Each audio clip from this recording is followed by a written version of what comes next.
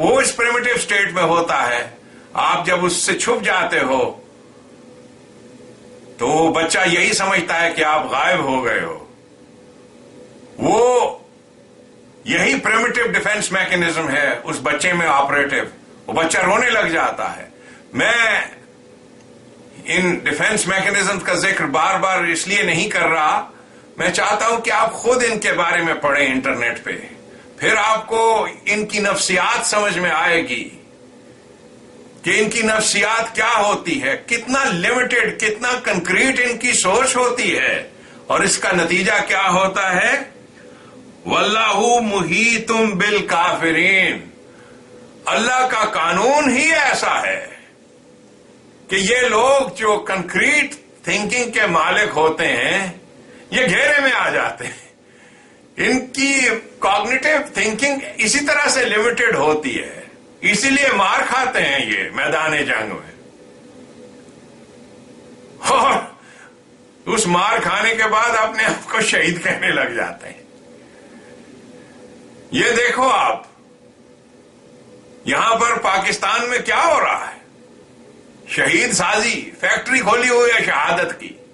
یہ شہید, یہ لفظ قرآن نے اللہ کی راہ میں جو مرنے والے ہیں ان کے لیے لفظ قاتلون فی سبیل اللہ ہی استعمال کیا ہے. وہ جو قتل ہو جاتے ہیں کس کی خاطر؟ Government of the Islamic state کو ڈیفینڈ کرتے ہوئے. فی سبیل اللہ, جو گورنمنٹ ہے اللہ کی, قرآن میں جہاں جہاں پہ یہ لفظ فی سبیل اللہ آیا ہے یہ گورنمنٹ کے لیے ہے. تو شہید وہ ہے جو اس کو ڈیفینڈ کرنے کے لیے اپنی جان دے دیتا ہے. اس کو, اس کی موت جو ہے اس کے دعوی ایمان کی شہادت بن جاتی ہے. اور یہاں پر آپ دیکھیں یہ جو جام شہادت نوش ہو رہا ہے وہاں پر, وہ آدمی جس کی سیلف ڈینائل کا یہ عالم ہے کہ اس کو تعلیم یہ دے دی گئی ہے کہ جتنا زیادہ تکلیف آپ کو پہنچے گی اتنا زیادہ ثواب. وہی جو آفر کرنے والی مینٹالٹی ہے کہ اللہ آفرنگ چاہتا ہے, آفرنگ. قرآن اسی مینٹالٹی کا ذکر کرتا ہے.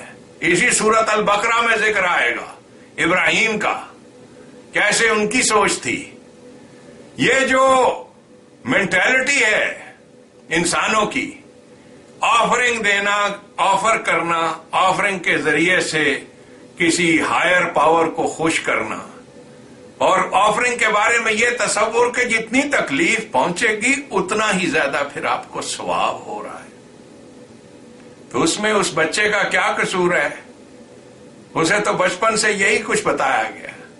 قرآن جن لوگوں کو کافر کہتا ہے یہ گالی لفظ نہیں ہے. یہ وہ لوگ ہیں جو ڈینائل کی سٹیٹ میں ہوتے ہیں, ریالٹی کو لائف لانگ فیس ہی نہیں کرتے, پردے آنکھوں کے بند کر لیتے ہیں. میں نے دیکھا ہے یہاں پہ لیکچرز کبھی کبھار یہ جو لوگ سنتے ہیں مجھے بتاتے ہیں کہ آپ کا لیکچر فلاں کو سنایا, آپ کی تقریر, آپ کا درس قرآن, اور وہ آدمی جو تھا وہ اٹھ کے چلا گیا. وہ اتنی بھی چیز ان کو گوارا نہیں ہوتی کہ کہیں روشنی کی کرن غلطی سے بھی نہ ان کے دماغ میں گھس جائے. یہ مینٹالٹی ہوتی ہے. اور یہ بے موت مرنے والے, ان کو شہادت کے مرتبے دینے والے یہ ان کے ساتھی موجود ہیں جن کی دکانداری اسی پہ چل رہی ہے. انسانیت کی ایک داستان ہے. جب انسان وحی کی روشنی میں قانون قائم کرتا ہے, رول آف لا قائم کرتا ہے, سویلائزیشن ترقی کرتی ہے. اس کی بہترین مثال اسلامک سویلائزیشن کی ہے. کس طریقے سے انسانیت نے ایک کوانٹم لیپ لیا. اس سے پہلے قرآن ذکر کرتا ہے حضرت موسیٰ کا, حضرت عیسیٰ کا, کہ کس طریقے سے ان اقوام نے جو انہیں روشنی عطا ہوئی اس روشنی میں انہوں نے قانون قائم کیے, حکومت بنائی, عدل قائم کیا, انصاف قائم کیا. پھر اس کے بعد کچھ دیر تک یہ کچھ قدم چلے اور اس کے بعد جب تک روشنی رہی اس کے بعد کچھ دیر قدم چلے اور اس کے بعد پھر اندھیروں میں بھٹکنے لگ گئے. یکاد البرق یخطف ابصارہم کلما اضاء لہم مشوا فیہ واذا اظلم علیہم قاموا وَلَوْ شَاءَ اللَّهُ لَذَهَبَ بِسَمْعِهِمْ وَأَبْصَارِهِمْ إِنَّ اللَّهَ عَلَى كُلِّ شَيْءٍ قَدِيرٌ. In the course of human history, whenever the light of reason has lit the path for mankind, mankind has moved further towards progress. يَكَادُ الْبَرْقُ يَخْطَفُ أَبْصَارَهُمْ كلما اضاء لهم مشوا فيه واذا اظلم عليهم قاموا.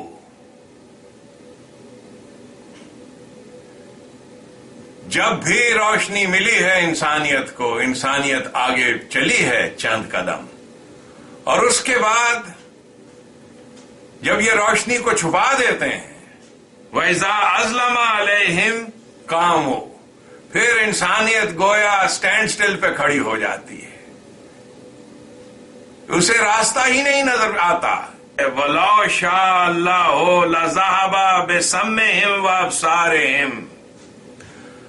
اگر اللہ کا یہ پلان ہوتا کہ انسانوں کو ریزن کی فیکلٹی نہ دی جائے، had ignorance been the plan of God, God would have taken away human ability to listen and to see. اللہ کی اگر یہ پلاننگ ہوتی انسانوں کے بارے میں کہ وہ میجیکل بلیفز کے ساتھ ہی چلیں گے تو انسانوں کو وہ عقل نہ دیتا. اللہ نے انسانوں کو قوانین دیے ہیں، اس کا پلان یہ ہے کہ انسان اپنی ڈیولپمنٹ کرے، نشو و نما کرے، ان قوانین کو اسٹڈی کرے اور اس کے مطابق اپنی ذات کی تکمیل کرے اور اپنے ماحول کو، اپنی زندگی کو بہتر بنائے. وَلَوْ شَاءَ اللَّهُ لَذَهَبَ بِسَمْعِهِمْ وَأَبْصَارِهِمْ. اگر اللہ کا پلان یہ ہوتا کہ انسان جانوروں کی طرح بغیر ویژن کے چلتے، بغیر کسی ہدایت کے، بغیر کسی روشنی کے، تو اللہ کبھی انسان کو سماعت کی طاقت نہ دیتا، بصیرت نہ عطا کرتا. یہ جسے انسائٹ کہتے ہیں، وہ کہتا ہے یہ اللہ کا پلان نہیں تھا. اللہ کا پلان یہ ہے کہ انسان دیکھے کہ اللہ کے قوانین کیا ہیں اور ان قوانین کو جاننے کے بعد مسخر کرے دنیا کو اور اپنی زندگی کو بہتر بنائے، اپنے ماحول کو بہتر بنائے. اگلی آیت ہے ان اللہ علی کل شیء قدیر. اللہ نے ہر چیز کے لیے اسی لیے تو قوانین بنا دیے، ہر شے کو قانون کے دائرے میں جکڑا ہوا ہے. ہر شے ادھر سے ادھر بدل نہیں سکتی. اس نے قوانین بنائے ہیں اور ان قوانین کے بارے میں اس نے یہ سیلف امپوزڈ لمیٹیشن رکھی ہے.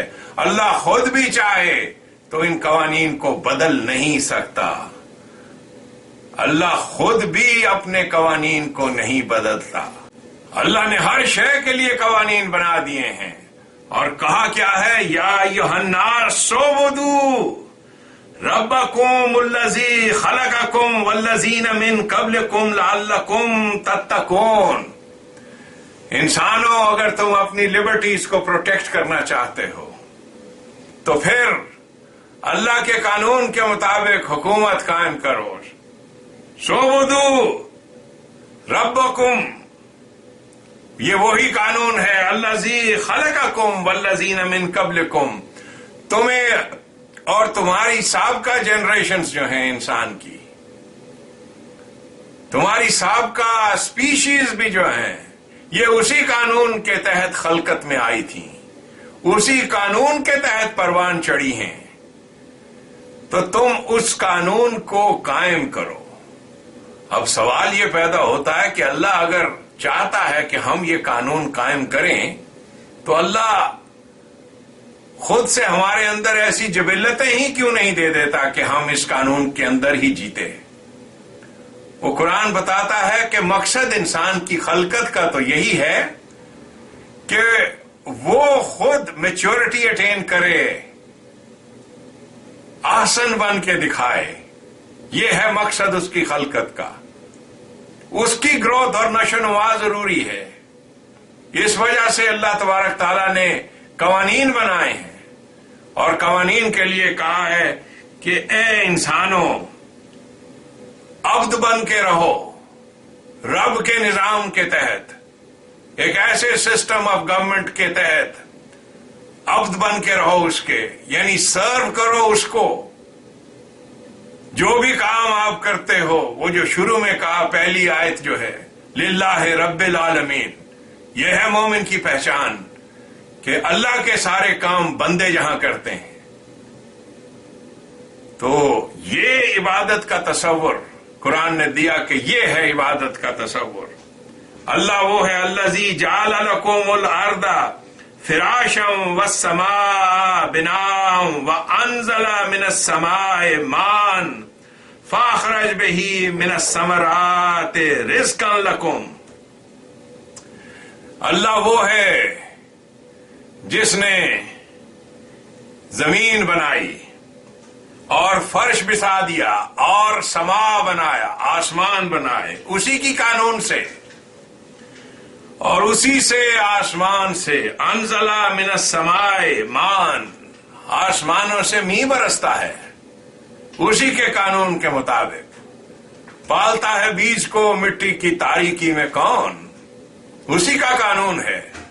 تو پھر وہ کہتا ہے کہ یہ جو رزق تمہیں ملتا ہے اس سے، اس کے رزق کا ذکر ہو رہا ہے کہ اس رزق کو آپس میں وہی وَمِمَّا رَزَقْنَاهُمْ يُنْفِقُونَ، یہ رزق جو تمہیں اس کے قانون کے مطابق ملتا ہے اسی کے قانون کے مطابق پھر بانٹ کے بھی کھاؤ مل جل کے، تاکہ کسی شخص کو زندگی کی اس اپرچونٹی میں جو اسے ملی ہے اس کی کوئی ضرورت رکی نہ رہے۔ یہ جو بات کہی کہ کسی شخص کی ضرورت رکی نہ رہے، کیونکہ زندگی ایک اپرچونٹی ہے ڈیولپمنٹ کی، نشو و نما کی، یہ ایک ون اپرچونٹی ہے۔ اس میں جہنم وہی ہے جن کو ریسورسز نہیں ملتے اور وہ اپنی ذات کی نشو و نما نہیں کر پاتے۔ وہ جو کچھ بننا چاہتے ہیں وہ بن کے دکھا سکتے ہیں اگر انہیں وہ سامان زیست ملے۔ اور وہ کیسے ملتا ہے؟